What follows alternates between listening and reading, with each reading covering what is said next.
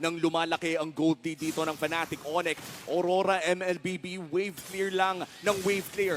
Yan ang kailangan nilang gawin dahil nga nakasisilyon sila. Mahirap pumalag ng early game. Pero si Renny J makakapag-heal, makakalikod naman at makakabalik dito sa base pero magkakaubusan na ata. At madedepensahan pa rin yata yung Torres sa gitna pero pinipilit pa rin dito ng Fnatic Onyx Philippines yung pressure na sinasabi natin. So tuloy-tuloy lang yung pagpupush. Kabisado na raw nila yung minion wave pero kapit pa rin dito sa mga Torre ang Aurora. Pero mga pro player na to, pero may mas aalam pa pala sa pag-ML. Oh no, Kirk! With the flicker play, hindi tumama pero buhay pa rin ang Aurora. Edward nandun sa may likod, humaharap dito kay Brusco. Super nagamit na rin! Edward is gonna be down at patay dito si Super Prince. So alis ngayon ng mga players ng Aurora at hindi na papasok pa ang mga players ng FNOP habang nangyayari yun. Ito na naman yung sinasabi na tinatawag natin si Kelra na ang Crowned King.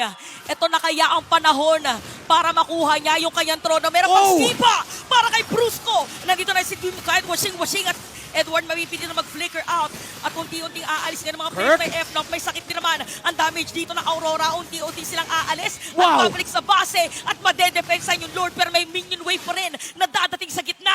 Punta muna dito tayo sa bottom lane at top lane. Tuloy pa rin ang push ng Fnatic Onyx at hindi na ata nila bibigyan pa ng chance na dumepensa. Pero hinga na muna dahil tapos na ang pagpasok ng Fnatic. Gitna at galing sa baba at nakapuesto na rin ang mga players dito ng FNOP.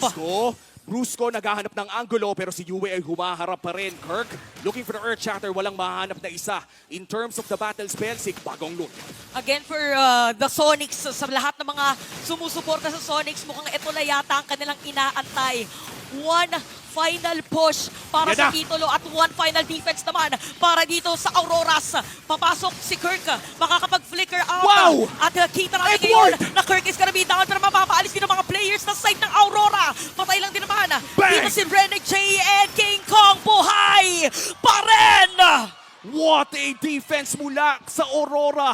A 9K gold lead din kay Yue. 2-0-1 on this Cecilio ng kanilang late game insurance. Ang kanilang inaasahan na bubuhat ng larong ito. Napaka-importante ng larong ito dahil championship na ang usapan. Renny J nakita na ng isa with the vision, with the kick. Here comes the Lord fight. At siniba na nga dito si Edward yung Lord. Sino nga pa talaga makakakuha? It's gonna be King Kong of Fnatic Onyx Philippines. Medyo bitin yung real manipulation. Napatay na si Kirk. Napatay na si King Kong. At lumalaban pa rin dito mga Auroras. And for Doming, that is gonna be a double kill at tatlong patay sa Fnatic Onyx Philippines. Sasalubungin yung Lord dito sa gitna. The lights within, nag-lock in na ang Aurora MLBB with their late game advantage. At mukhang itutuloy na nga nila. 15 seconds para kay Kirk. Siya ang pinakamaaga. Saman Force na pa-flicker na rin yung dalawa. Si Kelra at si Brusco ang dume-depensa. Pero ito na nga ata yun! Ito na nga yata ang inaantay na side na Aurora. Meron pa silang minion wave. Meron silang isang card. At isa lang din na nandito para sa Fnatic Onyx Philippines na dumepensa. At dediretsuhin na nga nila.